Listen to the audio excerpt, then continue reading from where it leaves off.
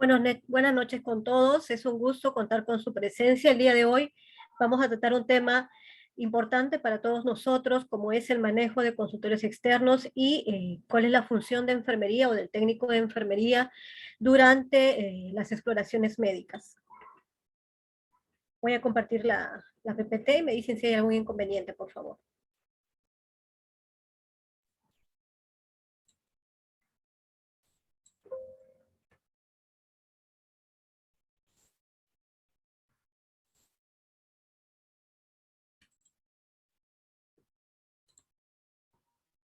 Bien.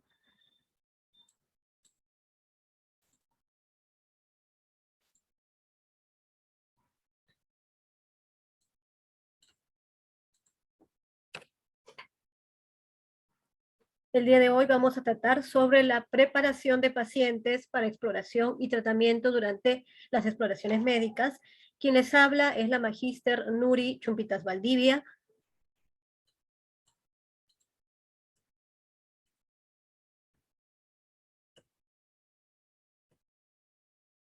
Antes de pasar directamente a las diferentes exploraciones de las cuales vamos a hablar solamente de las más resaltantes, las que ustedes deberían conocer, vamos a hablar un poco, darle un preámbulo al que podamos conocer en qué consiste la exploración clínica.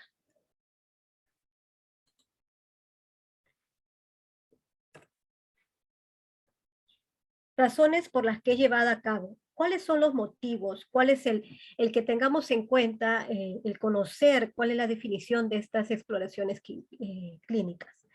Primero, tenemos que saber o conocer el concepto, la definición general. Es un examen o reconocimiento físico que se realiza en un establecimiento de salud o entidad pública o privada que forma parte de la anamnesis. Entonces, teniendo en cuenta esa pequeña definición, vamos a conocer cuáles son las razones por las que se lleva a cabo. Son para el reconocimiento laboral, para el rendimiento físico y examen de aptitudes para acceder a diferentes o determinadas funciones, exámenes de rutina, ya sea de control médico, para diagnósticos de una enfermedad, para programas de prevención y despistaje rápido de determinadas patologías. Entonces, hacia esas razones va dirigida las diferentes exploraciones clínicas.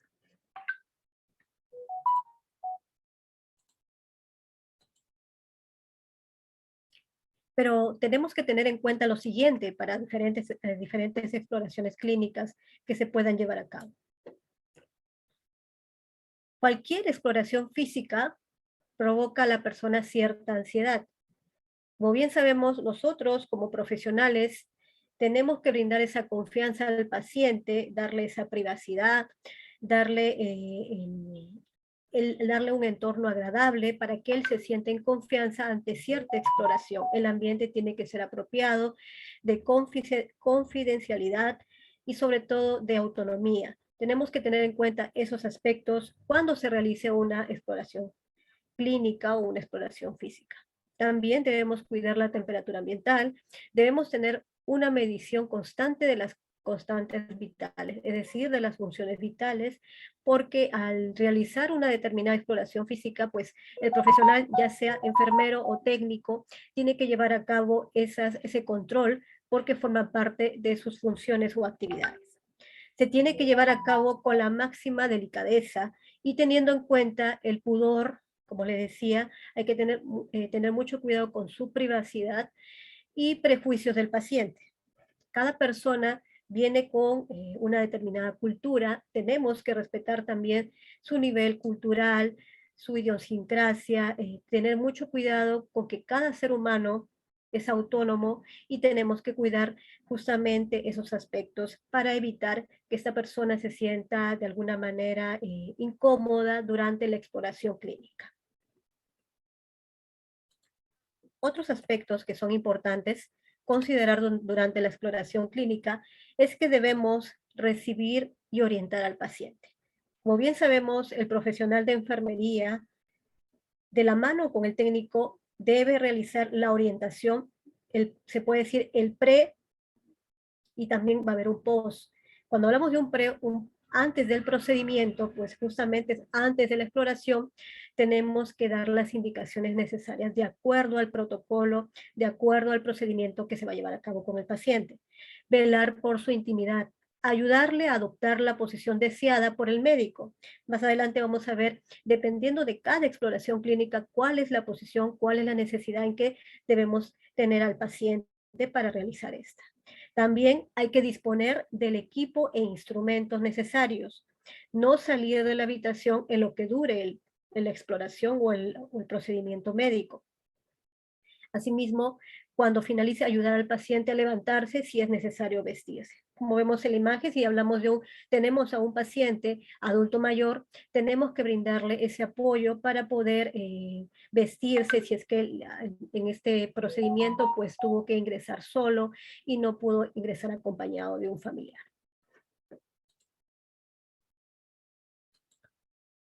¿Cuáles son los materiales médico-quirúrgicos de utilización en una exploración médica?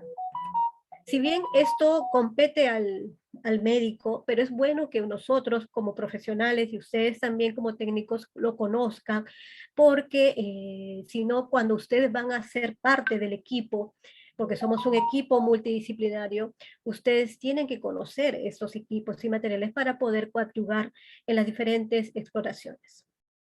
Están las hojas para solicitar las pruebas complementarias, están las recetas u otros documentos necesarios dependiendo de la exploración a realizar, la historia clínica que es fundamental en cada paciente, toallas, negatoscopios, sábanas blancas, manta, pañuelos de papel, portaobjetos, bata, torondas de algodón, termómetro, cabezal oftalmoscópico, cabezal del otoscopio, cabezal rinoscopio, entre cinta métrica, guantes desechables, linterna, asimismo depresor lingual, estetoscopio, esfigmomanómetro,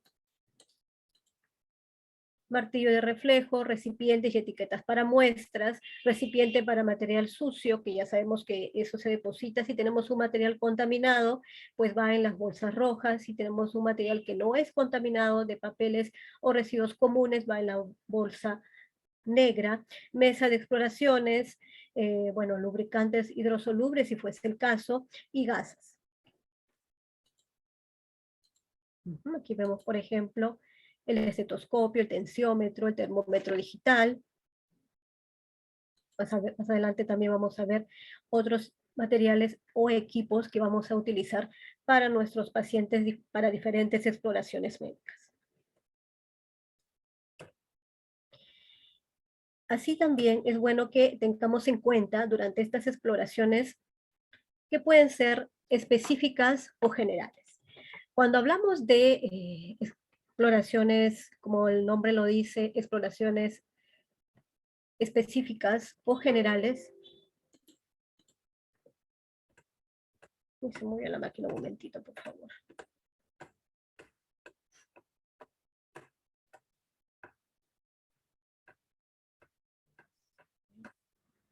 Es importante tener en cuenta que hay dos tipos. Las que son específicas son aquellas que van dirigidas directamente hacia un procedimiento, hacia un determinado órgano. Pero cuando hablamos de las generales, como por ejemplo las ecografías, generalmente estas son utilizadas, se consideran que son las generales porque van a un sistema, a diferentes órganos de este sistema. Eso es lo que lo hace diferente.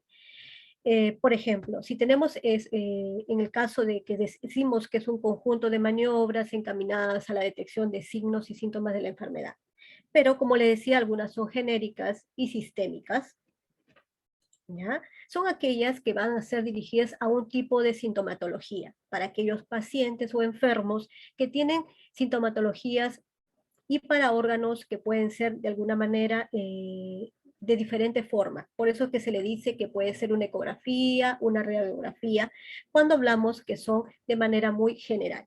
Pero si hablamos de una exploración que es específica, son aquellas que se utilizan directamente hacia un órgano o hacia a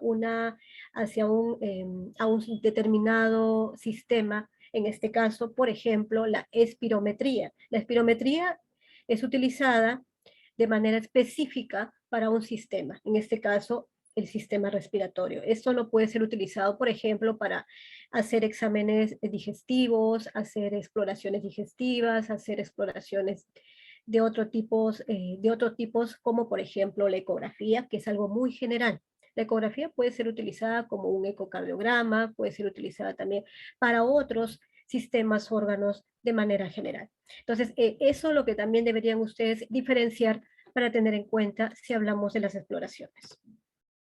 También hay que tener en cuenta que las exploraciones van dirigidas a diferentes aparatos o sistemas. En cuanto a las exploraciones instrumentales del aparato cardiocirculatorio, vamos a ver cuáles son las más comunes, las que ustedes deben conocer y diferenciar. La muy común, la muy conocida por todos los profesionales, está el electrocardiograma, o también conocido como el EKG. Bueno, esto consiste en registrar la actividad bioeléctrica, es decir, esa función eléctrica del corazón, que se utiliza para ello el electrocardiograma. Es un equipo que nos permite registrar el trazo en forma de ondas sobre un papel. No es cualquier papel, es un papel milimetrado que nos va a permitir visualizar si hay alguna alteración en esta actividad bioeléctrica del corazón. Es una prueba inocua, quiere decir que no hace daño al paciente, que cualquier paciente podría recibir este tipo de exploración sin ningún riesgo en su vida, no requiere de algún tipo de anestesia, simplemente es realizado con que el paciente esté consciente, y es una exploración muy sencilla de realizar y que también lo puede realizar un profesional de enfermería. No produce dolor, ni tampoco requiere de una preparación previa. Vamos a ver aquí algunas imágenes para que ustedes lo tengan más en claro. ¿Cuál es la intervención de enfermería en esta exploración? Pues están orientadas a la detección oportuna de trastornos del ritmo y o conducción cardíaca. Hablamos de la bioelectricidad del corazón, a través de registro gráfico de esta actividad eléctrica. ¿Cuál es el objetivo de esta actividad, de estas intervenciones de enfermería? Pues es colaborar en la identificación y valoración de trastornos del ritmo cardíaco. Aquí se nos podría y definitivamente nos ayuda en gran medida para poder detectar a nuestros pacientes si tenemos o estamos ante una arritmia cardíaca, entre otras patologías. Para fundamentar el tratamiento médico y las intervenciones de enfermería de acuerdo con el estado clínico de nuestro paciente, y sobre todo, a través de esta exploración podemos ayudarlo de manera oportuna y segura. ¿Y a qué nos basamos? Como sabemos, toda intervención está dirigida a principios, y cuando hablamos de principios nos enfocamos a principios base o teniendo como base científica. Nosotras como profesionales debemos siempre tener una base científica para nuestro quehacer profesional. Entonces, los principios van encaminados a cualquier hallazgo en el EKG, que debe ser informado al profesional médico, en este caso al cardiólogo, si contamos con el especialista. La frecuencia cardíaca normal, como conocemos, de 60 a 100 latidos por minuto. Esto, en general, algunas literaturas cambian, pero lo importante es considerar que no encontremos otras alteraciones. A veces es de 60 a 90, de 60 a 10, a 100, perdón. Entonces, como le digo, algunas literaturas modifican estos rangos, pero de acuerdo a lo manejado según sus protocolos de su hospital, sean considerados. Esto esta información es un pequeño resumen de una investigación muy importante que hablaba sobre el EKG. Ahí les dejo el link para que ustedes puedan leer un poco más sobre esto. ¿Cuál es el material y el equipo necesario para realizar el EKG? Aquí ya nos estamos enfocando directamente al quehacer profesional, a lo que debe conocer el técnico para poder participar como el equipo multidisciplinario ante estas exploraciones médicas. Tenemos que es necesario tener un electrocardiógrafo, para lo cual no solamente es el equipo, también tenemos algunas conexiones que van a ir insertadas a este. Contamos con los electrodos que ya vienen o forman parte de este equipo, que son desechables, o también los famosos llamados chupones, que son los de ventosa, y que no son desechables, solo aquellos que se utilizan, se pueden reutilizar. También tenemos los brazaletes, que son los que se colocan, son de placas metálicas. También tenemos el gel conductor, si lo cuentan dentro de sus instalaciones, o de lo contrario pueden utilizar torundas de algodón con alcohol o suero fisiológico. De preferencia es recomendado el uso del gel conductor. También está, como les decía en un inicio, el uso del papel que es milimetrado, es específicamente para ser usado con el electrocardiógrafo. Y también tenemos pues el cable con 4 terminales para las extremidades y 6 para las superficies del tórax. También se pueden utilizar los guantes no estériles para poder realizar los diversos procedimientos ahora que tratamos de tener el contacto directo con diversos pacientes. También puede ser de gran importancia su uso. ¿Y cuál es la preparación del paciente? Vamos a enfocarnos a ello, ya que es el tema a tratar el día de hoy. Bien, lo primero que hay que tener en cuenta es comprobar la identidad de nuestro paciente.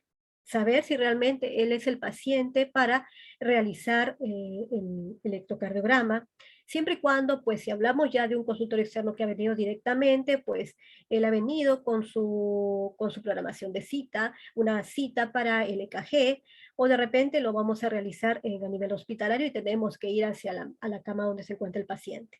Cualquiera de los dos casos, siempre debemos verificar que cuando hemos antes, el pre y post, como le decía, después de la exploración, pues se tiene que tener en cuenta de que se tiene que verificar y anotar los datos en esa cinta milimetrada para evitar errores, porque cada diagnóstico es de suma importancia para el tratamiento de este paciente. Explicar al paciente acerca del procedimiento que se le va a realizar. Si es un paciente que es de seguimiento, entonces él ya va a tener conocimiento de esta exploración, de este procedimiento.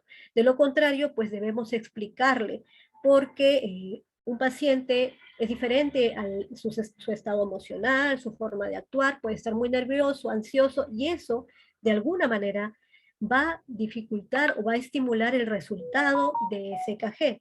Tenemos que tener a un paciente calmado, tranquilo, que se siente confiado, se sienta confiado de que el procedimiento a realizar no le va a hacer daño, que es inocuo, como le decía, que no va a tener ningún tipo de reacción y solo debe estar calmado para poder realizar un buen procedimiento.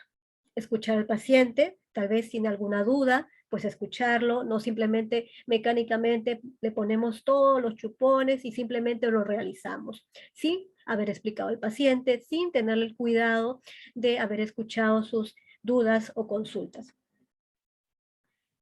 Coloque al paciente en decúbito supino con la cama lo más horizontal posible. Si el paciente no lo tolera y no existe contraindicación. Todo va a depender también, como les digo, de la indicación. Si este paciente pues viene caminando en una consulta externa, simplemente pues se le realiza, quiere decir que él es un paciente que está consciente, estable. Si está hospitalizado, pues ya es otro procedimiento, se tiene que realizar una historia clínica y verificar si este paciente tolera o no esta posición.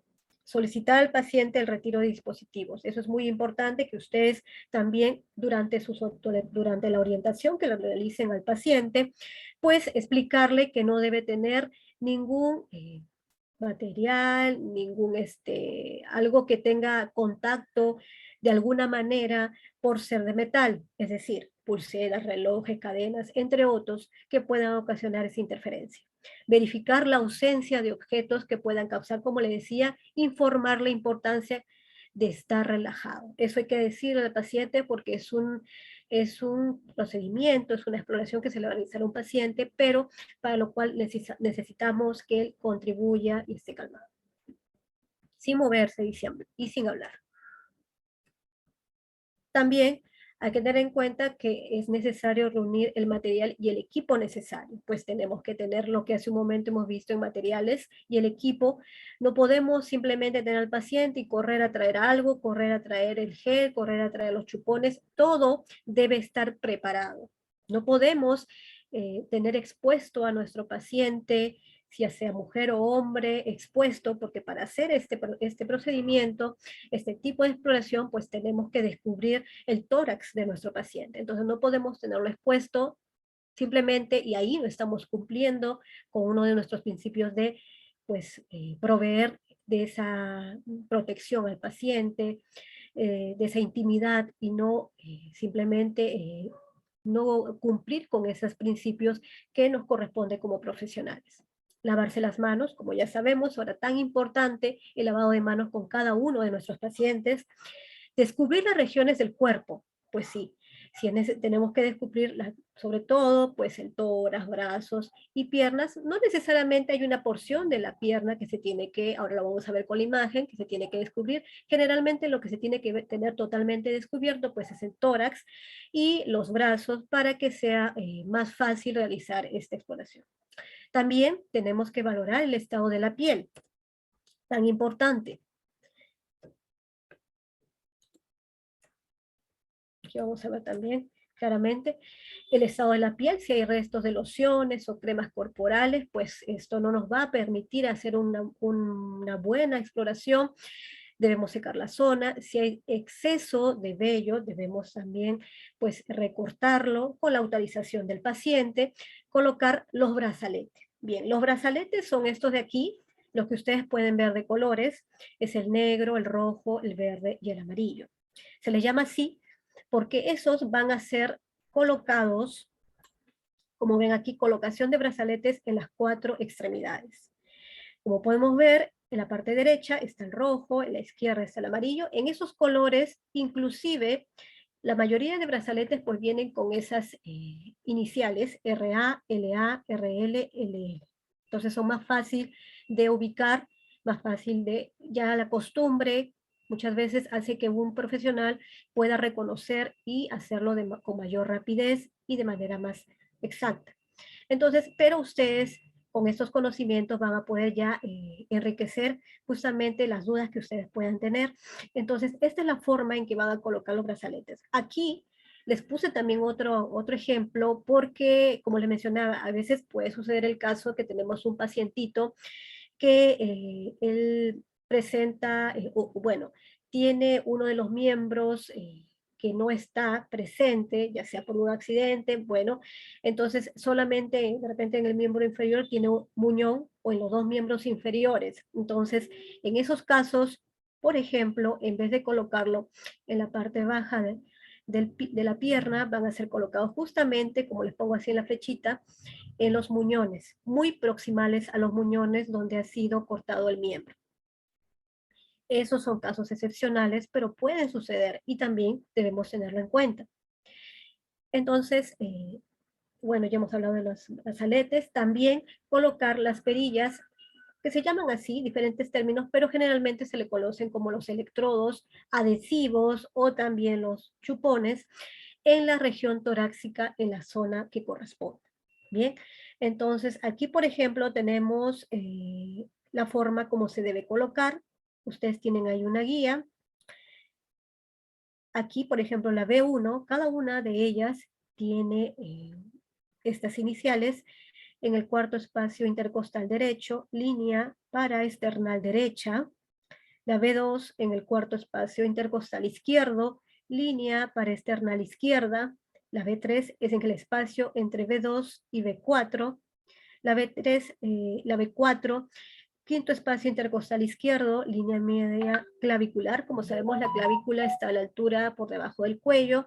Y la B5, pues en el quinto espacio intercostal izquierdo, también teniendo en cuenta la línea axilar anterior. La B6 en el quinto espacio intercostal izquierdo, línea axilar media. Entonces aquí, bueno, está en blanco y negro, pero aquí que ustedes lo pueden visualizar un poco mejor en la imagen, que está a color, esa es la forma. Recordemos que son 6. 2, 3, 4, 5 y 6. Aquí tenemos una que está justamente en la línea axilar anterior. Entonces, tenemos que nuestros brazaletes son colocados los 4, que están provistos de colores, y los electrodos, que son, en algunos casos, pues son descartables, o también tenemos los chupones, deben ser 6. Cualquiera de las dos opciones dependiendo de lo que dispongan en su servicio. ¿Cuál es el procedimiento del profesional de la salud? Para obtener el registro electrocardiográfico se siguen los siguientes pasos. En primer lugar, lo que tenemos que tener en cuenta como profesionales es que, bueno, tenemos que encender el electrocardiograma, tenemos que verificar que está en funcionamiento. E inclusive es necesario fijar el selector de velocidad del papel del electrocardiógrafo, es decir, que esté en esos milímetros por segundo. Corroborar que esté calibrado, o de lo contrario, colocarlo en ajuste de modo automático. Oprimir el botón de inicio para el registro del funcionamiento de este electrocardiógrafo y revisar el trazo conforme se va imprimiendo hasta la obtención de las derivaciones deseadas. Y se tiene que ir verificando que se encuentre sin interferencia. Apagar el electrocardiógrafo para concluir el registro. Retirar del tórax las perillas o electrodos adhesivos y los brazaletes de las extremidades al finalizar el registro. En caso de haber aplicado gel conductor, pues se tiene que eliminar el exceso con toallas de papel.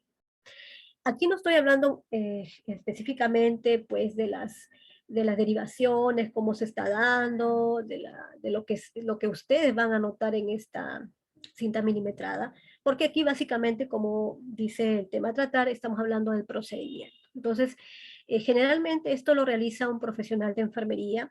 Entonces, si aquí están presentes también técnicos de enfermería, lo que ustedes tienen que hacer es participar pues justamente en lo que hemos hablado hace un momento. En resumen, tiene que verificar que el paciente sea el que se le va a realizar, apoyar en el registro de los datos del paciente, ya sea en la cinta milimetrada o en un cuaderno de registro donde se verifica el resultado, verificar si este paciente es un continuador, es decir, se le hace un seguimiento a este paciente o es un caso o un diagnóstico nuevo. También verificar si dentro de sus controles, posterior a eso, va a ser derivado nuevamente al especialista con este resultado. Se le debe informar al paciente que tiene que sacar nuevamente una cita o cuál es el protocolo que manejan dentro de sus establecimientos de salud. Eso es lo que también debe aportar el profesional técnico y pues verificar que todos los insumos estén dentro del servicio, guantes, que esté el equipo para el cajé, tener todo lo necesario para este equipo que ya hemos hablado, los brazaletes, los chupones, el papel toalla, el gel conductor, y básicamente es eso, para que ustedes puedan también apoyar dentro de estas actividades como parte del equipo multidisciplinario. Aquí vemos una imagen donde nos podemos ya ver de manera más específica o explícita cómo es la forma, cómo se deben colocar estos chupones o los electrodos que pueden ser también desechables y los brazaletes. Como vemos aquí, en el derecho, el izquierdo, el que va en las partes inferiores de las extremidades inferiores. Entonces, esa es la forma como debe colocarse para hacer una exploración, en este caso, el realizar el EKG. Si hablamos de las exploraciones instrumentales, se le denomina así porque va dirigido justamente al hecho de no solamente utilizar equipos, sino también instrumentos o materiales específicos del aparato respiratorio. Si bien aquí he tratado algunos, no todos, porque son muy extensos, tenemos muchos sistemas, los más importantes y lo que ustedes deben reconocer. Espirometría. La espirometría es la medición de la capacidad respiratoria de los pulmones, para lo cual se utiliza un equipo denominado el espirómetro, que es el aparato que mide justamente esta capacidad respiratoria. Los materiales a utilizar son primero tenemos que tener en cuenta el cambio de la boquilla al terminar el examen de cada paciente, desinfectar, esterilizar o descartar después de cada uso esas boquillas, pinzas nasales, cualquier instrumento que se ponga en contacto con la mucosa de la nariz o boca. Tenemos que tener muy en cuenta esto justamente ahora por la coyuntura, por la presencia de muchas posibles virus que podrían estar en contacto a través de esta mucosa. Usar un filtro desechable en todos los pacientes para evitar riesgos no detectados previamente. Aquí vemos un modelo de espirómetro, hay infinidad, pues este es un modelo de ellos. ¿Cuál sería la preparación de nuestro paciente? El paciente debe estar sentado, relajado, en una silla cómoda, con brazos y respaldo vertical, con la espalda erguida y sin cruzar las piernas, al menos de 5 a 10 minutos antes de la prueba. Tener la historia clínica del paciente, esto es vital, el personal también, el profesional en este caso profesional de enfermería, o si hablamos de un establecimiento donde el personal técnico es que cumple esa función, proporcionar la historia clínica para conocer sobre el diagnóstico, motivo de estudio, medicamentos usados, enfermedades infecciosas. De repente este paciente tiene alguna enfermedad preexistente, tuberculosis, VIH, hepatitis. Tenemos que conocer justamente estos antecedentes patológicos de nuestro paciente, evaluando la posibilidad de contraindicaciones. Explicar al paciente cómo se realizará, de qué manera él puede colaborar para que sea más efectivo y tenga un adecuado resultado. En el caso de niños mayores de 6 años, puede realizarse de manera distinta, de pie o sentado, lo que sea más cómodo para el niño, y utilizar las pinzas nasal. Como vemos aquí, en la imagen vemos a un señor que está utilizando la pinza nasal. En el caso de los niños mayores de 6 años, también la pueden utilizar, pero si estamos atendiendo a un paciente preescolar que es menor de 6 años, se recomienda realizar la espirometría de pie y sin pinza nasal. La pinza nasal pues, puede asustar e incomodar al pequeño, lo cual en realidad no ha demostrado que pueda haber mucha diferencia significativa en los valores. Bueno, posterior a este procedimiento, pues el médico va después de hacer este preámbulo, esta preparación de nuestro paciente, ya el médico va a dirigirse a hacer el procedimiento debido para conocer cuál es el diagnóstico del paciente. En cuanto al procedimiento médico, pues a grosso modo, quiero que ustedes lo conozcan, pues es colocación de la boquilla en el interior de la boca, con los labios alrededor, sin interponer la lengua. Es bueno que ustedes también lo sepan. Oclusión de la nariz con una pinza nasal, actividad del espirómetro por el operador, en este caso por el médico, respiración tranquila por la boca a volumen corriente durante al menos 3 ciclos, en que se verifique la línea de base estable, no más de 5 ciclos, y desde el nivel de fin de expiración, cuando uno elimina el aire, pues debe ser tranquila hasta la capacidad pulmonar total. Luego una inhalación no forzada, pero que sea máxima, y que debe sentir el paciente que llena totalmente sus pulmones. Inmediatamente, sin pausa, o si la hay, que sea menos de 2 segundos, exhalar lentamente todo el aire hasta que no se registren cambios de volumen durante el segundo. Realizar un mínimo de 3 maniobras aceptables separadas por 1 minuto. Hablemos ahora de la radiología simple, que es una exploración muy utilizada para el estudio del aparato respiratorio, aunque por sí misma no permite establecer un diagnóstico definitivo. A veces es necesario hacer otros exámenes complementarios, ayudada por otras pruebas, como les decía, para dar una mejor orientación al médico, al especialista. Permite observar la estructura ósea de la caja torácica, es decir, de nuestro tórax, las partes blandas y el volumen de los pulmones. Mediante esta exploración se puede valorar también el tamaño del corazón o la silueta cardíaca.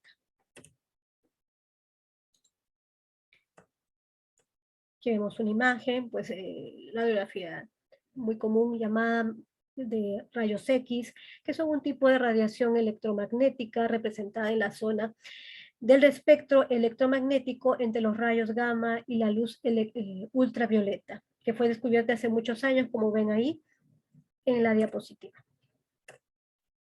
¿Cuál es la preparación de nuestro paciente para hacer esta exploración?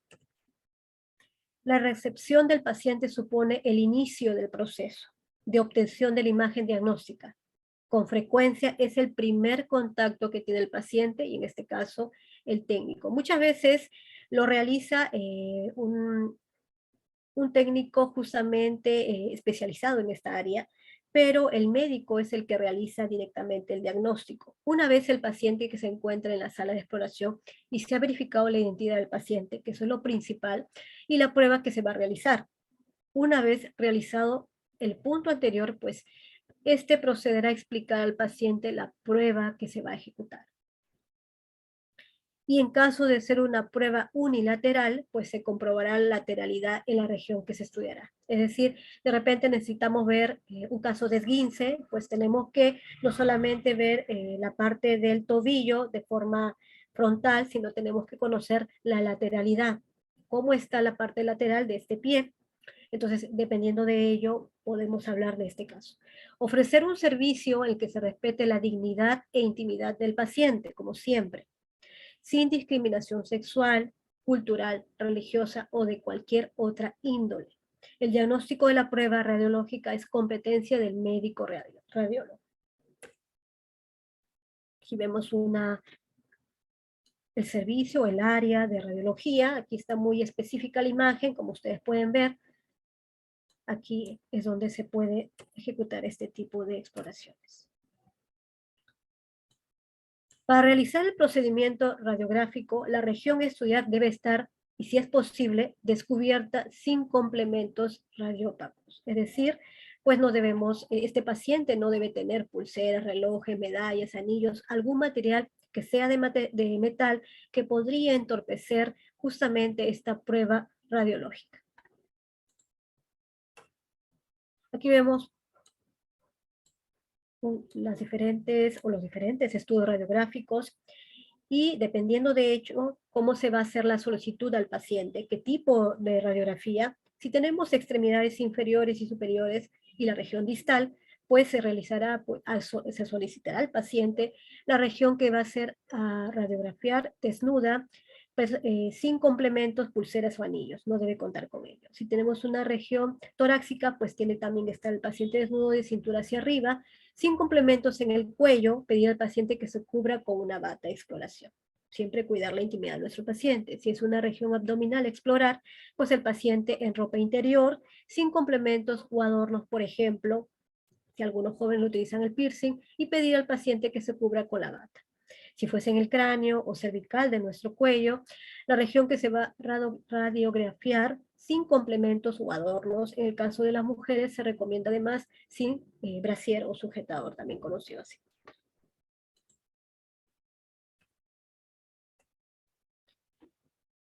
En el caso de que el paciente pueda colaborar durante todo este procedimiento, durante esta exploración, se le explicará de manera clara si es necesario que permanezca inmóvil para que pueda resultar siendo efectivo, haga una inspiración profunda, si hablamos de pulmones, y trague saliva. Y una vez terminada esta exploración, se le indica al paciente la información necesaria para poder recoger el resultado. Si el paciente no puede colaborar, no se encuentra en condiciones de hacerlo en ese momento, pero durante no todo el proceso, se hará una estimación de las posibilidades de participación y se movilizarán los recursos necesarios. De repente va a ser necesario contar con el apoyo del cuidador o del familiar.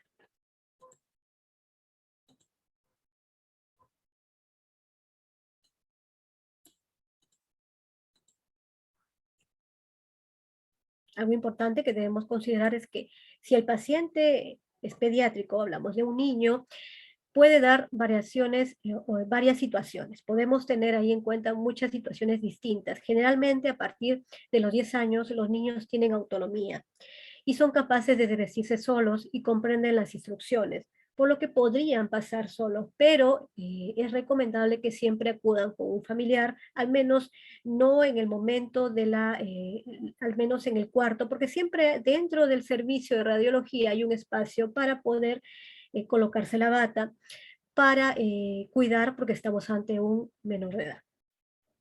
Y por debajo de esa edad, pues lógicamente sí va a ser necesario para que nos apoye durante el procedimiento.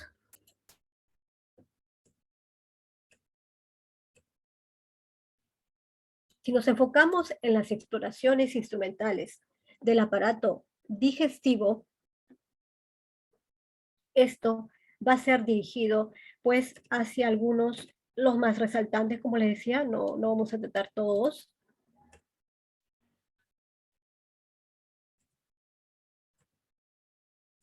Por ejemplo, tenemos la colonoscopía. Es un tipo de endoscopía realizada por vía anal que permite la visualización del colon. Esta prueba diagnóstica se realiza ante la sospecha de pólipos intestinales. Y no solo esos casos, también se ha demostrado que pueden ser utilizados para identificar a tiempo algún tipo de cáncer a nivel de colon, siendo necesario administrar enemas de limpieza para poder tener una mejor visualización del colon. Por ejemplo, aquí tenemos una muestra de lo que consiste. Esto lo realiza lógicamente un profesional capacitado para ello. ¿Cuáles son las consideraciones médicas para la exploración? También vamos a hablar desde el punto de vista de enfermería, pero quiero primero que ustedes conozcan un poco más de esto para ya dirigirnos básicamente a lo que, en qué consiste su preparación. Estas son las cuestiones que se deben tener en cuenta cuando se realiza una colonoscopía. Es importante tener en cuenta la duración y el ingreso. Si hablamos de la duración, esta prueba se realiza en unos 30 a 45 minutos aproximadamente, aunque puede llevar más tiempo, dependiendo de los hallazgos que se encuentren y si se lleva a cabo algún procedimiento terapéutico o de biopsia. Entonces, como les decía, puede ser utilizado tan solo para poder extraer a la presencia de algún pólipo porque necesitan hacer una biopsia. Entonces, dependiendo del procedimiento, va a ser la fluctuación en el tiempo, el cambio en este tiempo. El ingreso, pues la prueba se hace de forma ambulatoria. ¿Cuáles son los materiales y equipo que se van a se van a necesitar para hacer este tipo de exploración? Está el equipo endoscópico, están los guantes, están las gasas, el lubricante, las asas de polipectomía, los cepillos de citología. Son muchos materiales que son necesarios y que para ustedes van a ser más familiares cuando ustedes puedan rotar o trabajar en esos servicios, en esas áreas. Básicamente, lo que ustedes tienen que conocer es que durante la preparación, como enfermeros, tenemos que tener diferentes etapas, en este caso para la colonoscopia. Tenemos que realizar una preparación psicológica. En el paciente se crea un estado de ansiedad, como en toda exploración. Y más aún, ese tipo de exploración, pues, para el paciente, de alguna manera crea un poquito más de temor, de vergüenza, de alguna manera que no se está cubriendo su autonomía, como que se sienten intimidados porque es un procedimiento donde van a poder ingresar a través de un aparato al colon, entonces existe cierta incomodidad o vergüenza. En este caso, el profesional de enfermería pues tiene que crear en nuestro paciente un estado de tranquilidad y para ello tiene que informar aquella duda, informar cómo se realiza, pero tenemos que cubrir todas sus consultas. Una correcta preparación psicológica, ¿qué va a incluir? Informar sobre la prueba, sensaciones que experimentará durante la prueba, qué es lo que va a sentir, ventajas o inconvenientes que se puedan presentar, tiempos estimados tanto de duración como de obtención de resultados. Dependiendo de lo que ha solicitado el médico, pues el especialista, porque luego esto lo realiza un profesional encargado pues, que tiene la especialidad para hacer este tipo de exploraciones, de acuerdo al resultado, pues si no lo hace en el tiempo adecuado, el tiempo que va a durar, entonces tiene que explicarse al paciente para que no se incomode si es que demora mucho. Favorecer que el paciente exprese lo que siente. Eso es importante. Tenemos que cubrir las expectativas de nuestro paciente para que él no tenga ninguna duda y que durante el procedimiento quiera simplemente pararse y dejarlo todo y no continuar. Y entonces va a ser un caso de un examen perdido, simplemente este paciente no va a tener un resultado y aparte de que es una pérdida de insumos, sobre todo es una pérdida que podría causar un gran daño al paciente porque no estamos diagnosticándolo de manera oportuna. También tenemos que realizar una exploración física. La colonoscopía exige una cuidadosa limpieza del colon, lo cual se consigue mediante dieta y aplicación de enemas de limpieza.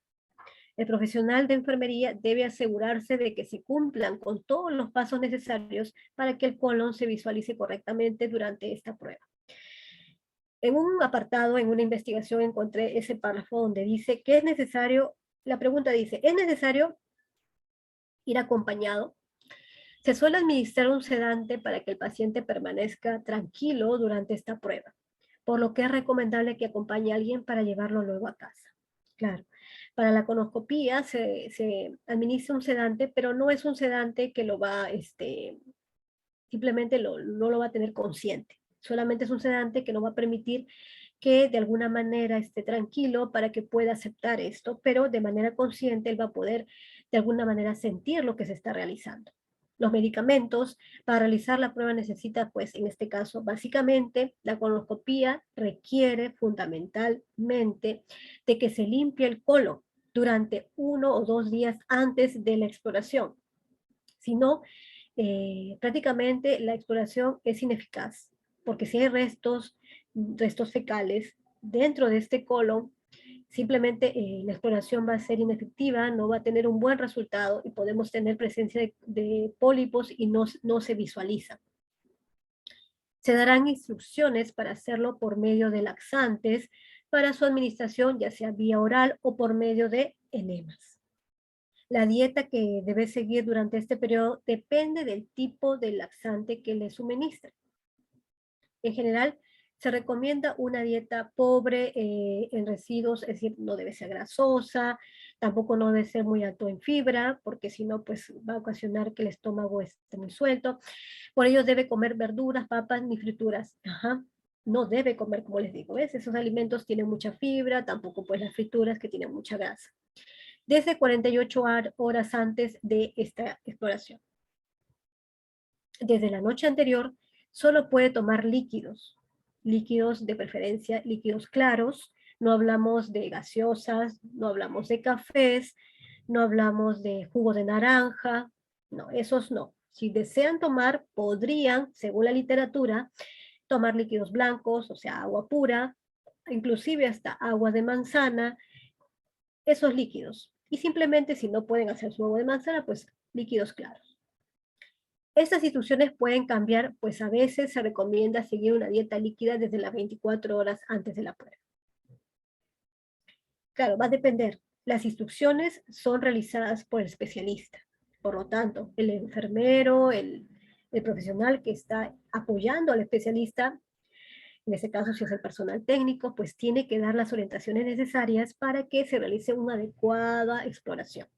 En cualquier caso, le darán una hoja de instrucciones, siempre cuando, bueno, dependiendo si es el MINSA, es salud, si hablamos de una clínica, cuando si es una clínica, pues se realiza el pago en caja y ahí te dan pues una hoja de instrucciones pegado a tu cita. Pero si hablamos de salud, del MINSA, generalmente, pues cuando tú sacas la cita, el profesional, el especialista te da las instrucciones dentro del consultorio. Entonces, dependiendo de la modalidad que fuera, tenemos siempre como profesional de enfermería o el personal técnico que nos esté ayudando, pues orientar a nuestro paciente para que el día que va a hacerse la exploración, antes de ello haya cubierto sus dudas y no vaya pues cometiendo errores y de repente habiendo comido grasa un día antes, frutas y definitivamente pues no se va a poder realizar el procedimiento o la exploración en este paciente. Definitivamente esa cita ha sido perdida. Y muchas veces, como bien sabemos, y esta dificultad existe en salud, pues las citas son difíciles de conseguir. Entonces nosotros como profesionales no podemos ocasionar esas dificultades a nuestros pacientes. No podemos dejar de orientarlos para que pase más tiempo y tenga que ser reprogramada su cita tan solo porque no los orientamos debidamente antes de que salga del consultorio. Eso es importantísimo para que no cometamos nosotros como profesionales esas negligencias al no explicarle y el pobre paciente pues no cometer el error de no tener el conocimiento. Y esas indicaciones, esas instrucciones se tienen que seguir al pie de la letra. porque es justamente aunque la colonoscopía es un procedimiento que se hace de la misma manera, porque se ingresa por el colon, pero dentro de esta exploración puede variar el tiempo, puede variar algunas indicaciones dependiendo de el tipo de diagnóstico que tenga nuestro paciente. Entonces, de acuerdo a eso, va a haber algunas variaciones en estas instrucciones a llevar a cabo.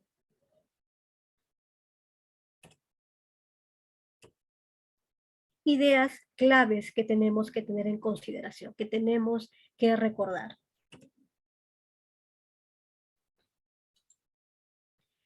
Este es un resumen de lo que hemos visto.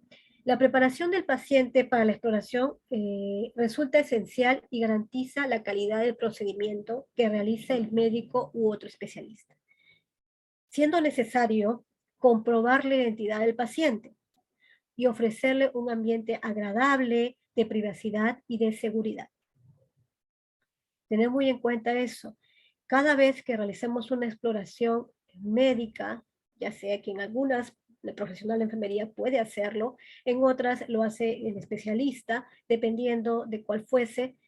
En este caso, tenemos que anotar debidamente los resultados sumados al nombre y apellido DNI del paciente. Si lo estamos haciendo a través de consulta externa, a través de forma ambulatoria, y como siempre ofrecerle un ambiente de privacidad, de seguridad, de protección a su intimidad. Debemos proporcionarle los materiales necesarios para que él se cubra, una bata. Tenemos que nosotros también protegernos. El paciente y nosotros tenemos que usar nuestra mascarilla N95, nuestros implementos como personal, tenemos que usar pues nuestro gorro descartable, nuestra bata, ya si sabemos que es una bata que de repente en nuestras instalaciones es reutilizable, pues tiene que estar esterilizada y limpia, y si es descartable, pues cambiarla, utilizar nuestros guantes para cada procedimiento, y si no tenemos la cantidad adecuada, pues nuestro lavado de manos, que es vital para evitar la propagación de cualquier tipo de virus, que ya sabemos que está, y más aún en el ambiente hospitalario, es mucho mayor. Verificar que se cumplan las instrucciones para la exploración que se realiza en el paciente. Como les decía, esas instrucciones dadas por el especialista deben ser cumplidas. No debe omitirse ninguna de esas instrucciones para las que hemos visto, como por ejemplo la colonoscopía, el EKG, cualquiera de las que hemos visto, la espirometría. Entonces, ahora vamos a ver un ejemplo que me pareció importante que ustedes lo vean, después lo vamos a ver acerca del procedimiento que se realiza en el salud de una endoscopía, para que ustedes más o menos sepan cuál es el protocolo que ustedes pueden seguir o tener una idea de cómo deben hacer. La firma del consentimiento informado. Este es un formato muy importante que no es general porque cada procedimiento o cada exploración médica va a tener un consentimiento distinto, porque si bien va a tener el mismo título, va a tener los datos del paciente, va a explicar el procedimiento, la exploración que se va a realizar, pero no todos requieren de un consentimiento informado. Por ejemplo, la colonoscopía, si lo requiere, la EKG no lo requiere porque son procedimientos dependiendo de la situación, dependiendo, porque en el caso de la colonoscopía se requiere algún tipo de administración de un sedante, entonces por ese motivo es necesario. Al igual que otro tipo de procedimientos, la radiografía de tórax no requiere de un consentimiento informado porque también es inocuo, así como el EKG no ocasiona ningún tipo de riesgo a nuestro paciente. Tener en cuenta que en el caso de nuestras gestantes, pues ellas están impedidas de hacerse radiografía de tórax, por eso que siempre es bueno que nosotros como personal de salud consultemos a nuestro paciente si está gestando. También es necesario valorar el estado clínico de nuestro paciente, es decir, al momento de llegar al servicio para hacerse una determinada exploración, debemos conocer cuál es el estado clínico, cuáles son las funciones vitales, para saber que está estable, consciente, no tiene ningún riesgo en su salud. Antes de la exploración, eso es muy importante a tener en cuenta como profesionales. Tener la historia clínica de nuestro paciente, pues sí, tenemos que tener esa historia para poder hacer las anotaciones necesarias. Hablamos de un nivel hospitalario, es un examen ambulatorio, sí, pero tenemos una historia donde va a ser anotada esa información. Generalmente, ahora la mayoría de hospitales ya han implementado la historia clínica electrónica. Entonces, simplemente ahí anotarán pues el resultado de esta colonoscopía, de este EKG. Entonces, simplemente con los datos del paciente y su historia clínica podrán ingresar el resultado o lo que han visto durante la evaluación, durante la exploración. Es necesario también incluir ahí los datos sobre en la historia clínica durante, en este caso, antes de la exploración. Tenemos que tener en cuenta si nuestro paciente tiene alergias medicamentosas y qué tipo de patologías tiene. Si hablamos de un paciente, por ejemplo, un paciente hipotiroideo o que tiene hipotiroidismo, este paciente, si no está controlado, puede llegar a un mixedema. Un mixedema es cuando no tiene un tratamiento para el hipotiroidismo y puede llegar a ser un coma, es decir, se le baja mucho la tensión arterial, la presión arterial y puede desmayarse. Entonces, si este paciente no sabe que tiene hipotiroidismo y se le aplica un sedante, así sea en mínimas cantidades, como es para la colonoscopía, estaremos poniendo en riesgo su salud y ocasionar complicaciones en este paciente por un examen tan sencillo y tan fácil, pero podría suceder. Por eso es que tenemos que velar porque esa historia clínica sea llenada correctamente y sobre todo leída, en este caso, el profesional de enfermería y, ¿por qué no?, también el personal técnico, conocer nuestros antecedentes patológicos de nuestro paciente. Si es alérgico, si presenta algún diagnóstico, preguntarle al paciente, ¿usted presenta alguna enfermedad? ¿Ha sentido síntomas en estos días? De repente no sabe, pero ha sentido algunos síntomas. Por ejemplo, cuando una persona tiene hipotiroidismo, tiene mucho frío, intolerancia al frío, sube mucho de peso. Entonces, es un ejemplo, pero tenemos que conocer, porque de lo contrario pueden suceder muchas complicaciones con cualquier tipo de exploración. En caso de no ser la primera vez que se realiza la exploración, tenemos que determinar la tolerancia previa del paciente. Claro, si es un paciente que ya anteriormente ha venido, como le decía, para un EKG, y este es un control que se está haciendo de manera periódica según la indicación del especialista cardiólogo. En este caso, pues ya conoce la forma, cómo se realiza, que tiene que estar echado, que se le tienen que colocar los chupones o los electrodos, entonces, y los brazaletes, tienes que esperar un momento, descubierto, que tiene que tener descubierto el tórax, así sea mujer, tiene que tener un momento descubierto para poder realizar este tipo de examen. Pero si tenemos a una paciente que es la primera vez que se realiza un EKG, pues tenemos, eso está en su historia clínica, tenemos que informarle para que no tenga, simplemente no decirle, señora, usted descúbrase, ¿no? Explicarle por qué motivo tiene que descubrirse, quedarse sin brasier, la parte superior del tórax, miembros superiores, para poder tener una mayor facilidad al momento de la exploración, como es el EKG. Igual manera, si tenemos a un paciente para realizar una colonoscopía, pues tenemos que informar que tiene que colocarse una bata, que se le tiene que colocar un sedante, dependiendo del tipo de examen que se le va a realizar, de acuerdo a lo que requiere el especialista. De acuerdo a esa exploración van a ser determinadas las formas como tiene que el profesional de enfermería o el que esté ayudando, colaborando con este especialista, hacer las orientaciones necesarias para que se cumplan esos requisitos. También hay que hacer revisión de los resultados del laboratorio. Cada paciente, como les decía, puede tener una enfermedad preexistente. Entonces hay que revisar si se le han hecho exámenes de hemoglobina, se le han hecho exámenes de glucosa, si fuese el caso, si fuese necesario, dependiendo del examen o la exploración a realizar. También tenemos que comprobar el buen funcionamiento del equipo antes de ser utilizado para una determinada exploración médica. No podemos simplemente acudir a ayudar a nuestro especialista sin saber si realmente el EKG en este caso el EKG lo puede utilizar una enfermera, ella está capacitada, si ha llevado la especialidad o tiene conocimientos previos con una base científica acerca de esto, pues puede hacer un EKG. Entonces, La enfermera al realizarlo, pues tiene que primero verificar si está en buen funcionamiento. En el caso, si es, tenemos un consultorio ambulatorio donde se está realizando las colonoscopías, o las endoscopías, entonces en ese caso hay que verificar el funcionamiento de este equipo. De repente no está funcionando apropiadamente y en el momento de la realización ya tenemos a nuestro paciente ya sedado, bueno, todo totalmente sedado como ya hemos hablado en un inicio y vamos a hacer el procedimiento y no está funcionando adecuadamente. Entonces el resultado no va a ser el apropiado. Como una vez, nosotros somos profesionales, pero también hemos en algún momento, hemos sido en algún momento pacientes. Algo que me sucedió a mí y de repente a alguno de ustedes, en, en una realización de un EKG de control, porque siempre nos piden eso cada cierto tiempo, me tuve que realizar en el seguro. No voy a decir qué tipo de qué hospital es.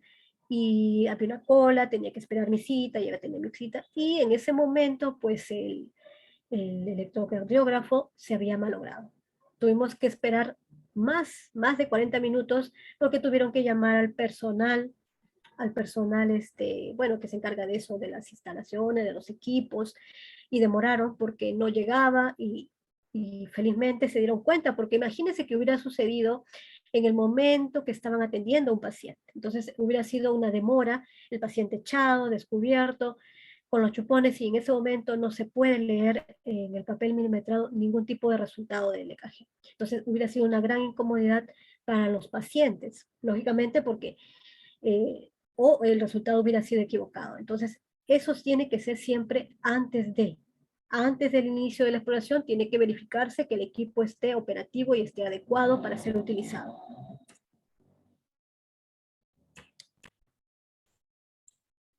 Lo que les decía hace un momento, ¿cuál es el manual de procesos y procedimientos? Ese es un ejemplo que les quise mostrar, un modelo que les puede servir a ustedes para que tengan una idea de cuáles son cuál es la preparación de un paciente para realizar algún tipo de, en este caso, hacer en gastroenterología, hacer un procedimiento o una exploración.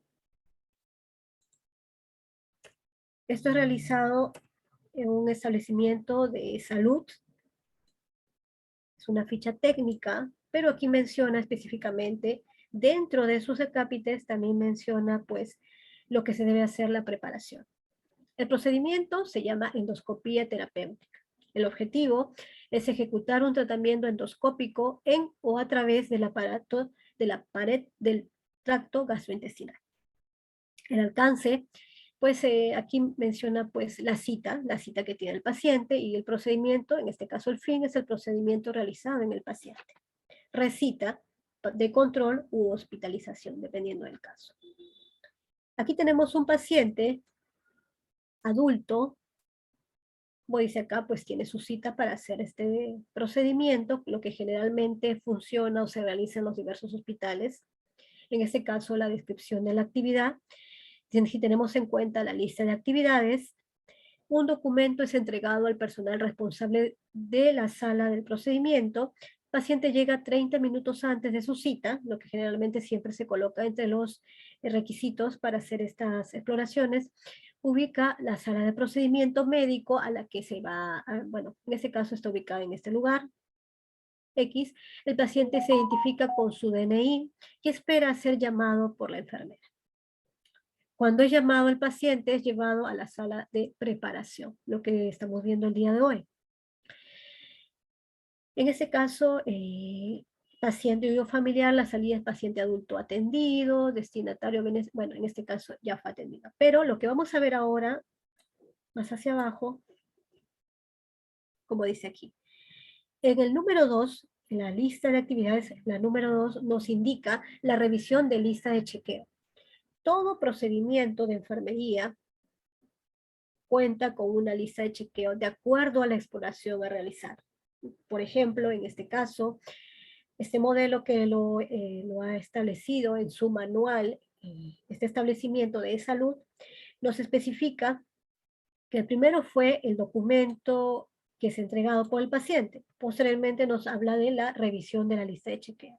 En este, la enfermera revisa la lista de verificación de enfermería, la que incluye el formato de consentimiento informado. Y como ven aquí, lo pone subrayado, que es muy importante tener en cuenta.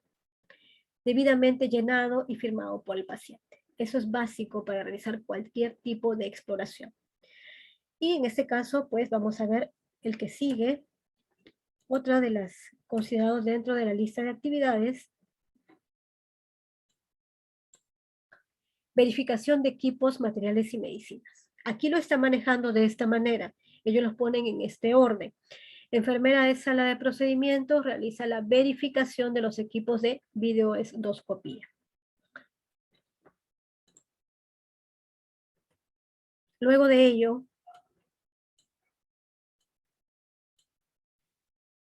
también tiene que verificar si está en funcionamiento el equipo de monitoreo de funciones vitales, medicinas necesarias para realizar este procedimiento y que se encuentren debidamente preparados. En ese momento no podemos correr a traer una gasa, a traer el equipo para poder hacer la endoscopía, no, todo tiene que estar listo previo al examen o a la exploración. Luego tenemos ya, como dice aquí, la boleta de cita del procedimiento. Entonces pasamos al número 4, que forma la lista de actividades, que es la llamada al paciente. Y hemos tenido todo listo, hemos verificado, tenemos todos los insumos y equipos necesarios. Llamamos al paciente, en este caso la enfermera se dirige a la sala de espera, lo llama y confirma si el paciente completó los pasos previos al procedimiento. Lo que hemos hablado, ¿no? Que cada especialista va a ser, en el caso de cuando pasó consulta, pues le va a hacer entrega de todos los requisitos, todo lo que tiene que hacer previo al examen o la exploración. Todo ello tiene que haber cumplido el paciente previamente antes de pasar la endoscopía. Luego la enfermera coloca al paciente una línea intravenosa, una vía, en una vena de hueso calibre y coloca el oxígeno por cánula binasal.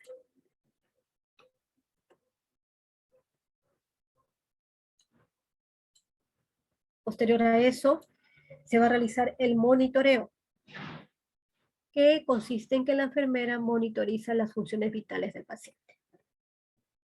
Posterior a eso, ya se va a dar aquí, como ustedes ven en esta lista de actividades, todas son realizadas por la enfermera. Luego ya va a darse inicio al procedimiento en sí, a la endoscopía de tipo terapéutico. En este caso, el médico, el especialista, gastroenterólogo, es el que va a iniciar el procedimiento. Realiza la evaluación clínica del paciente, él tiene que verificar que el paciente esté consciente, esté estable, que sus funciones vitales estén adecuadas, que estén bien, verifica que cuente con los exámenes necesarios, si fuese el caso, realiza el procedimiento endoscópico terapéutico de acuerdo a los hallazgos. Médico continúa con el procedimiento de acuerdo a la necesidad. Claro, este procedimiento, como todos los procedimientos que son realizados por profesionales médicos, pues cuentan con un manual que está incluido en los procedimientos del aparato digestivo, ¿no? Cada institución de salud cuenta con manuales. Generalmente los médicos cuentan con los manuales de diversos procedimientos. También, luego de ello, pues tenemos dentro del plan de actividades, la lista de actividades, el término del procedimiento. En este, el médico termina el examen y retira el equipo. Realiza la limpieza necesaria, la eliminación de los insumos utilizados en este paciente que se descartan. Ya sabemos que es en la bolsa roja si son materiales contaminados y en la bolsa negra si tenemos materiales que son de residuos comunes. Posterior a eso, en la número 8 tenemos, que forma parte también de nuestra lista de actividades, el generar reportes e informes. En este caso, el médico va a registrar los hallazgos en las partes o formatos correspondientes. Ahora ya se está haciendo uso en esa-salud de la historia clínica electrónica. Pues simplemente con la historia va a poder ingresar los datos, el resultado de esta endoscopía de uso terapéutico y va a ser más fácil de poder visualizarse en otros servicios, sin necesidad de escribir como anteriormente lo hacíamos. Luego de ello, se va a hacer la monitorización del paciente. En este caso, todavía forma parte de esta actividad el médico gastroenterólogo. En esto va a verificar el paciente se encuentra en condiciones estables, es decir, que sus funciones vitales sean estables. Luego de ello, brinda indicaciones. Médico, bueno, aquí es donde brinda indicaciones a la enfermera para que se proceda a trasladar al paciente a la sala de recuperación. Y así continúa pues con el traslado y monitorización en sala de recuperación. Aquí nuevamente la enfermera forma parte de este equipo multidisciplinario y realiza sus funciones. La enfermera traslada al paciente al área de recuperación y observa al paciente con espacio de 4 o 6 horas. Estamos hablando de este procedimiento en específico. ¿Amerita hospitalización, sí o no? Porque sabemos que con cada exploración, específicamente las exploraciones que toman más tiempo, como en este caso que se requería de colocarle una vía endovenosa y algunos medicamentos, entonces en este caso pues tenemos que velar de que el paciente no tenga algún tipo de reacción post a la exploración médica. Entonces, dependiendo de ello, si no ha tenido, la enfermera observará al paciente. Si existe reacción adversa, inmediata. Procede a comunicar al médico de turno. El paciente queda internado para la observación y o hospitalización. Aquí como vemos, si vemos que el especialista es el que realiza estos procedimientos, pues a quien se tiene que comunicar es al médico de turno, porque muchas veces el especialista, dependiendo de la gravedad de esta observación que se ha dado en nuestro paciente. Posterior a eso, si decimos que no tiene ningún tipo de reacción adversa, la enfermera de turno procede a retirar el acceso intravenoso o la vía endovenosa y entrega las indicaciones de alta al paciente. No solamente lo entrega, ya hemos hablado de que el médico se ha reunido con la enfermera, le ha explicado las indicaciones para que nosotros, como profesionales, podamos explicar al paciente lo que tiene que hacer en casa. Y o al familiar, si hablamos de un adulto mayor, tenemos a un familiar o a un acompañante.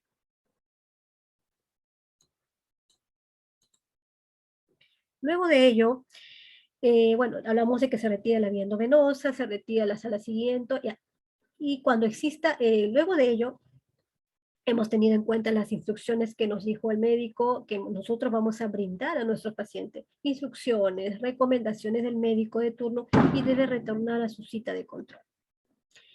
Tenemos que ser muy específicos y muy claros con esas recomendaciones e instrucciones para evitar que nuestro paciente no pueda ser atendido posteriormente o si tiene otra cita, decirle que nuevamente tiene que pasar a una evaluación médica con estos resultados. También hablamos del retiro del paciente. La enfermera acompaña al paciente a la sala de espera donde se encuentra el familiar y le brinda las indicaciones. Luego, si existe algún riesgo, pues el médico procederá a informar al paciente y o familiar lo acontecido y las acciones que fueran necesarias. En este caso, pues va a depender. Recordemos que todo lo que ha sucedido con nuestro paciente, desde el ingreso, desde los llenados de informes, llenado de historia clínica, electrónica, todo debe figurar dentro de las anotaciones del médico dentro de la historia clínica. Si bien también se ha ingresado dentro de estas historias clínicas electrónicas el llenado de anotaciones desde enfermería. Enfermería también ya puede hacer sus anotaciones en algunos hospitales que cuentan con estas historias clínicas electrónicas. No en todas, pero sí algunas también el profesional hace sus anotaciones. Bien, ahora vamos a hablar de otro tema acerca de los formatos. Muy importante también que ustedes lo conozcan. En general, los formatos en consulta externa son muchos, pero yo he tratado de ahora explicarle los más específicos. Un momento voy a salir de compartir pantalla para poder pasarles la otra PPT.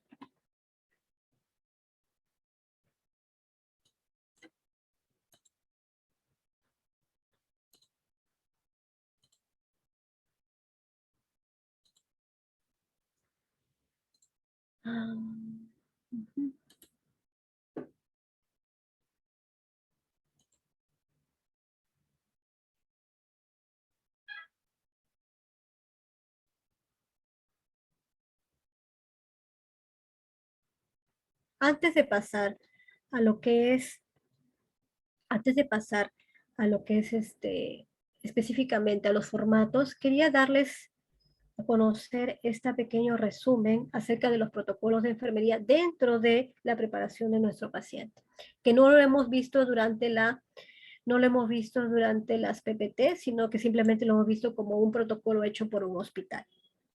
Algo que ustedes deben conocer es que durante la realización de una endoscopía, generalmente estas son realizadas o indicadas para estudiar problemas del esófago, como esofagitis, estrechamiento del esófago o para tumores, gastritis, úlceras, úlcera de duodenal, hernias a nivel gastroesofágico. También son muy utilizadas para encontrar causas de hematemesis, es decir, cuando hay sangrado. Muchas veces puede deberse a úlceras gástricas. También, muchas veces, de repente ustedes han escuchado cuando hay presencia de heces comelenas, es decir, presencia de heces oscuras, y esto denota que en estas heces hay restos de sangre, cirrosis hepática y enfermedades celíacas, o inclusive también infecciones por Helicobacter pylori, que es tan común en nuestra sociedad.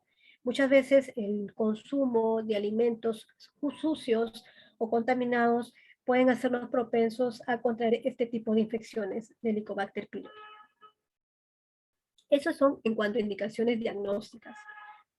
También pueden ser por indicaciones terapéuticas. Por ejemplo, pueden ser utilizadas para indicaciones terapéuticas como, por ejemplo, para sacar cuerpos extraños que pueden haberse tragado o esclavado en partes del intestino, para extirpar pólipos, que ya sabemos que los pólipos muchas veces están en relación con con el posible desarrollo de cáncer, y tratar también sangrados digestivos. Importante tener en cuenta que durante las endoscopías, esto puede tener no hablamos de las endoscopías de tipo terapéutica, hemos hablado de otra índole, por eso les explicaba. Entonces, este tipo de endoscopías, que son las más utilizadas en los consultorios externos, tienen una duración de 15 a 30 minutos, aunque pueden llevar más tiempo dependiendo de los hallazgos que necesite obtener el especialista. El ingreso se da de forma ambulatoria y, bueno, puede administrarse sedantes, como le dije hace un momento, para estar tranquilo, pero no es un sedante que lo deje inconsciente al paciente. El paciente está consciente, siente el procedimiento de alguna manera, pero le permite estar más relajado y tranquilo durante este. No requiere de ningún tipo de medicación especial, porque estamos hablando de una endoscopía para exámenes como son los que les expliqué hace un momento, ¿no? Es una endoscopía simple que se está utilizando. Y pues en este caso sí es necesario permanecer sin ingerir agua ni alimentos durante las 6 a 8 horas previas a esta prueba. Es algo muy importante que deben tener en cuenta durante sus orientaciones a los pacientes. Esto va a facilitar la exploración del intestino.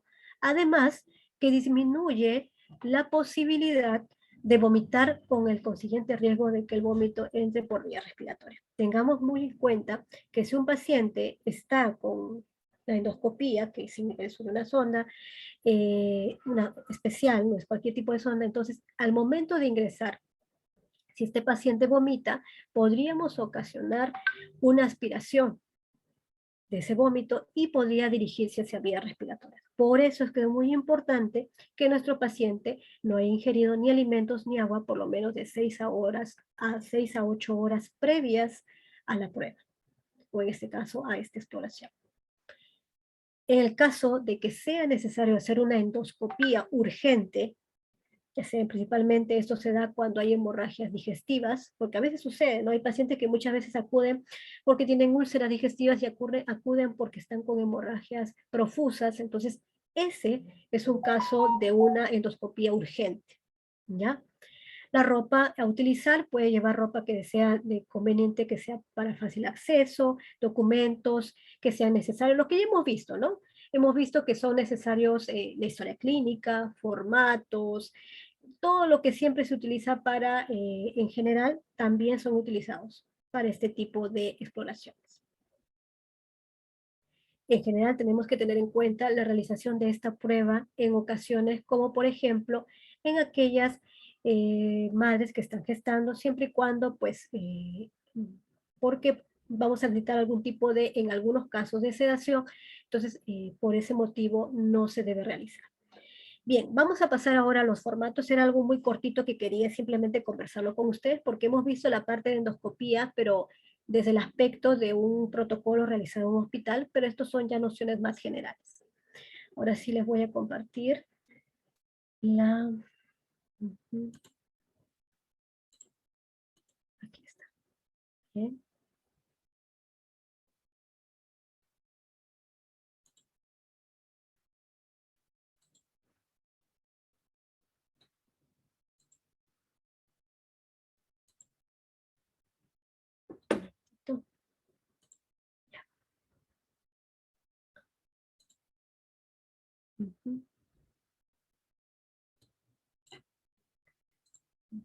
Bien, ahora sí.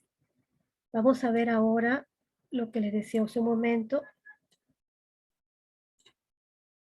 Tanto que les mencionaba que para las diversas exploraciones se hacen, ya sea del aparato digestivo, respiratorio, entre todos los que hemos visto el día de hoy, que ha sido algo muy general, les quiero mencionar cuál es la estructura de la historia clínica. Recordemos que la historia clínica es un documento legal.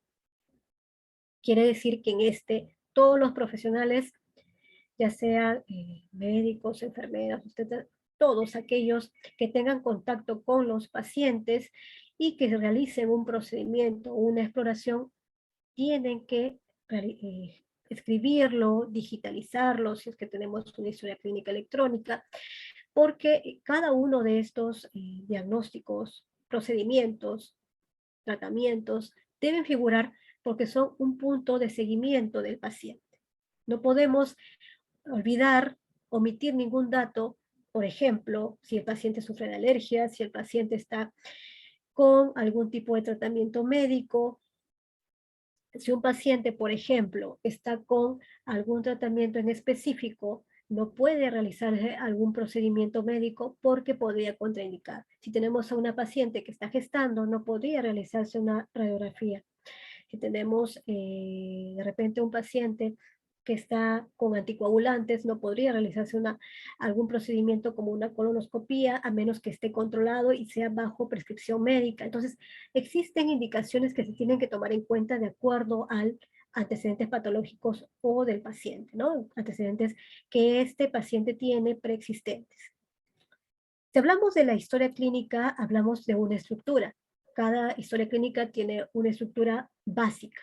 Se le llama así porque en esta se tiene que hacer la identificación del paciente.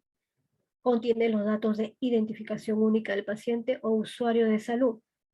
Es decir, aquí están los datos, ya sea nombre, apellido, fecha de nacimiento, DNI, la dirección, todos esos datos que forman parte de sus datos y también datos personales, y también ahí dentro de esta página, dentro de esta hoja, de esta estructura básica, tenemos el registro de la atención.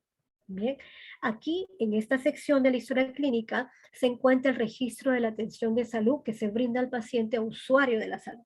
Aquí es donde el profesional médico, si hablamos de una historia clínica física, va a escribir lo que ha podido realizar en esta exploración, qué es lo que ha encontrado, los hallazgos o el diagnóstico que está encontrando.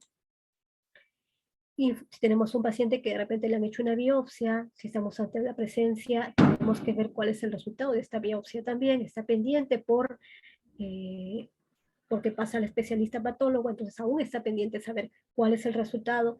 Todo eso, interconsulta, qué servicio, todo ello debe figurar en la historia clínica. Información complementaria corresponde a la sección de resultados de exámenes auxiliares. Entre la información complementaria se tiene contenido el formato de consentimiento informado, lo que yo les decía.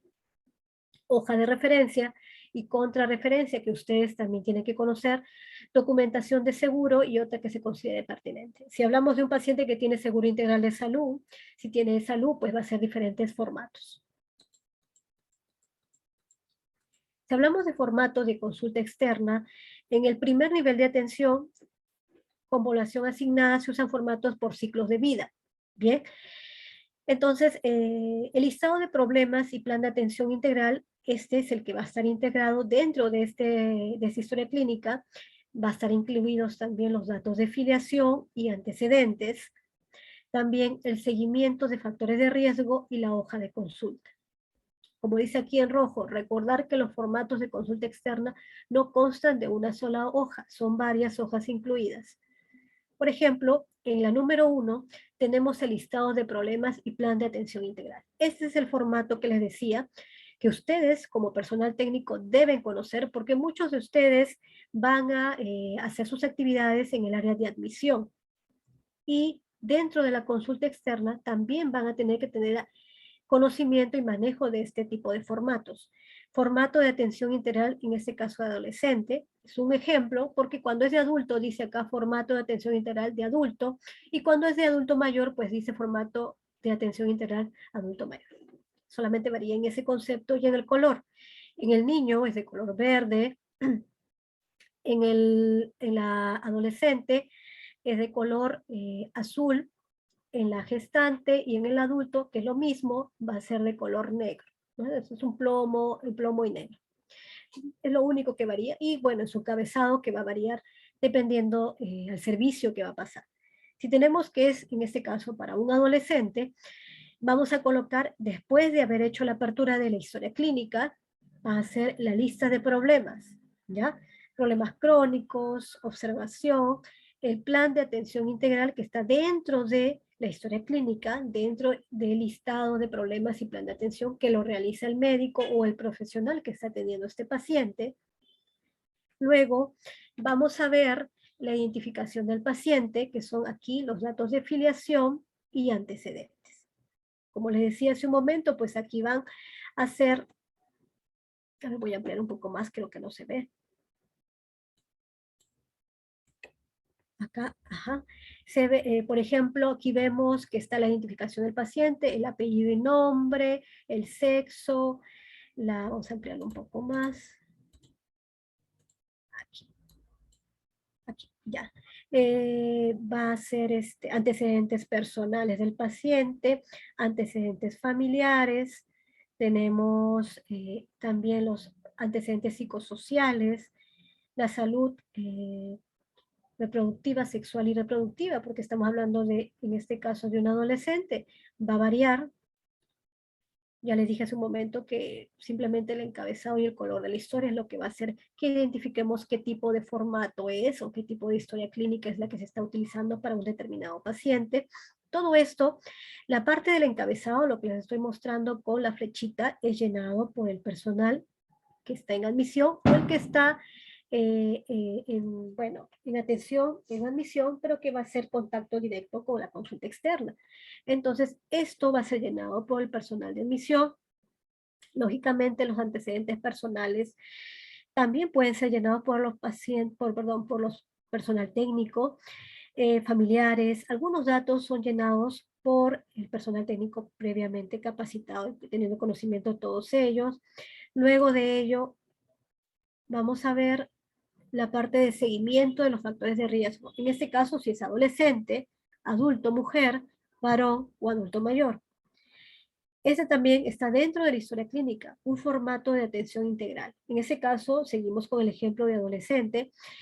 Va a depender, pues, si hacemos esto está incluido también. Nos habla de la evaluación nutricional. Esto propiamente es llenado por el profesional que está a cargo. Desarrollo sexual, evaluación de agudeza visual, forma parte de la historia, pero no es llenado por el personal técnico, sino llenado directamente por el profesional al cual va a pasar ese tipo de atención, ¿no? Y tiene, justamente aquí, tiene el espacio y la fecha para que pueda ser registrado de acuerdo a las atenciones que reciba. Si hablamos de una primera consulta, estamos hablando que va a ser la primera atención, primera consulta, y ya sea de consulta la primera o ya sea un seguimiento de nuestro paciente, hablamos de, en este caso, de un formato de atención integral, incluida también la historia clínica. Recordemos que todo esto conforma la historia clínica. También coloca la fecha, la hora, todos los datos necesarios y luego pasamos al diagnóstico, tratamiento, referencias. Esto Esto es llenado por nuestro médico, nuestro profesional, a quien va a realizar la atención. Bien, estos son las historias clínicas o formatos que son de uso en consulta externa.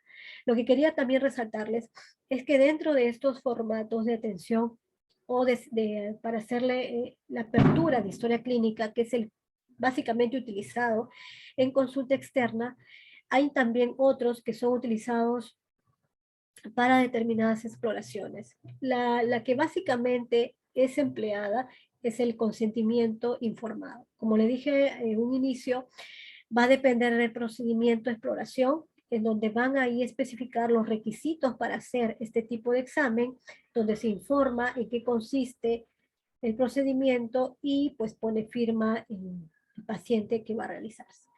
Básicamente es eso, porque lo demás forman parte ya de lo que siempre se realiza dentro de las atenciones o exploración médica. Otro formato en realidad no es utilizado porque aquí no se utilizan, por ejemplo, las recetas, porque no estamos hablando de una hospitalización o consulta, solamente estamos hablando de un tipo de exploración. Entonces, eso es lo que quería mostrarles el día de hoy.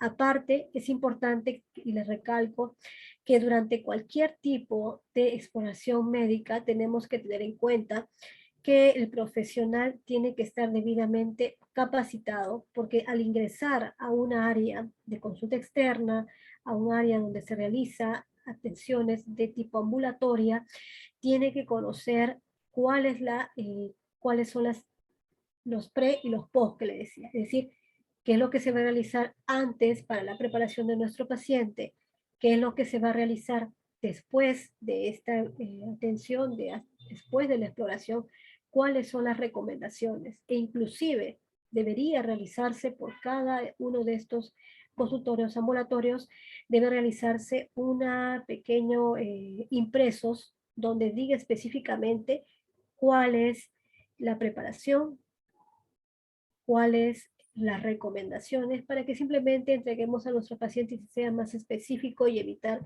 cualquier tipo de dudas, porque muchos de nuestros pacientes de repente durante la explicación pueden obviar algo. Eso es lo que quería hoy día compartirles. Si tienen alguna duda, alguna consulta, me dicen, por favor.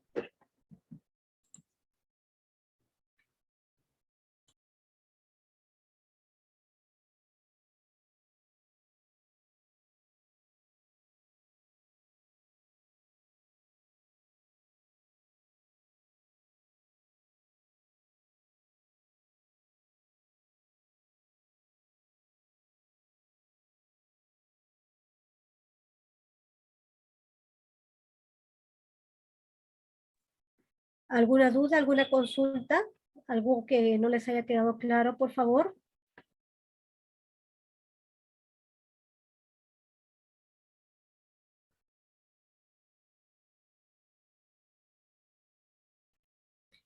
Me acaba de decir Fiorella que se ha retirado porque tiene un problemas con su internet.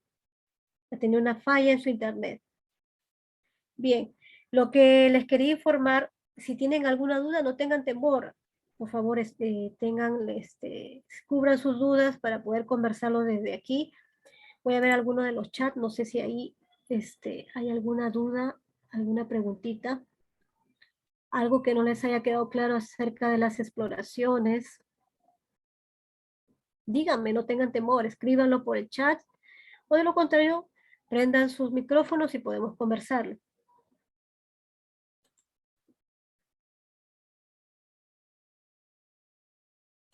¿No hay ninguna duda, ninguna consulta? Lo que me dice Fiorella, sí, Yesenia levantó la manito. A ver, vamos a ver.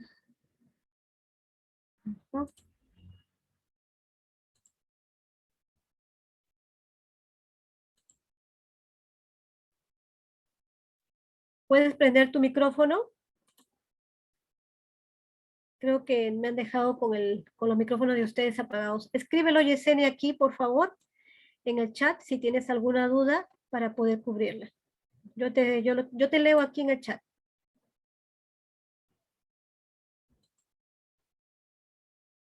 ¿Alguien más? Escríbalo por el chat porque parece que Fiorella lo ha dejado como ella es la moderadora, lo ha dejado con sus micrófonos apagados. Bien, también mencionaba Fiorella que si necesitan algún tipo de certificaciones con sus asesores pueden comunicarse directamente con ellos para ser certificados. Es lo que me dice. Escríbelo por favor, Yesenia, aquí para cubrir tu duda si tienes alguna consulta. ¿Alguien más que quiera saber algo sobre las exploraciones? Algo que les haya quedado en duda acerca del EKG, sobre la colonoscopía. Lo importante es que ahora estemos preparados porque en algún momento ustedes como personal, no sé si todos ustedes son personal técnico o algunos de ustedes son enfermeros, van a rotar por esos servicios, van a trabajar en esas áreas y necesitan estar capacitados para no cometer ningún tipo de olvido o error. Me dice por el chat.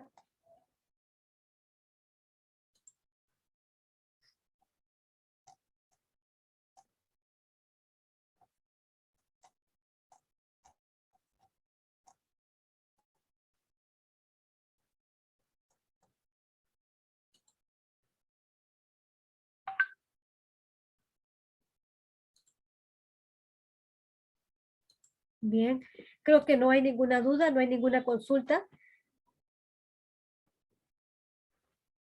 Por lo que veo ninguna. ¿Pueden prender sus camaritas? Tampoco creo, ¿no? Me ha dejado con el... Sí, no se puede. No lo puedo reactivar. Bien, chicos, entonces eso sería todo por hoy. Si ya que no tienen ninguna duda, alguna consulta, solamente recalcarles eso, que tengan mucho cuidado con las exploraciones, a tener mucho conocimiento de ello. Si no tienen alguna duda, eso sería todo por hoy. Ya nos estamos viendo muy pronto. Espero que haya cubierto con sus dudas y no tengan temor de exponer sus inquietudes. Lo importante es que todos salgamos con conocimientos. Gracias por su participación y hasta una próxima oportunidad. Gracias, chicos. Gracias también, gracias Reina, gracias Fran, gracias Claudia, gracias a todos. Lo importante es ahora cubrir sus dudas. Voy a pasarle, ahora también que recuerdo, voy a pasarle un plan que tengo de muchas exploraciones que se realizan de otras áreas, que les voy a pasar ahora, que si no se ha podido tocar porque es muy extenso, para que ustedes también lo tengan y puedan enriquecer un poco más sus conocimientos. Cuídense, chicos, hasta una próxima oportunidad. Chao.